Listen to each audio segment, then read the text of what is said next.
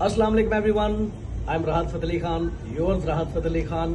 मैं यहाँ पे दुबई में अपने गाने रिकॉर्ड करने के लिए आया हुआ हूँ और बहुत अच्छे हमारे गाने यहाँ पे हो रहे हैं और एवरीथिंग इज़ फाइन।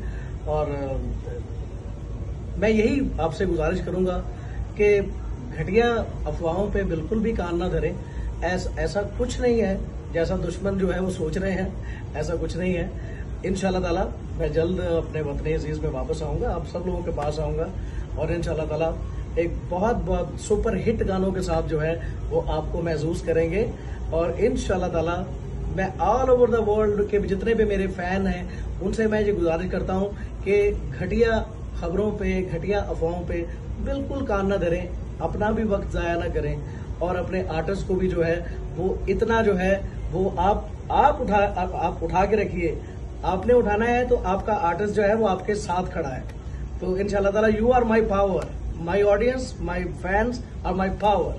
और अल्लाह ताला के बाद मेरे फैंस हैं जो मेरे पावर है और मैं उनसे लव करता हूँ। Thank you very much. Allah Hafiz.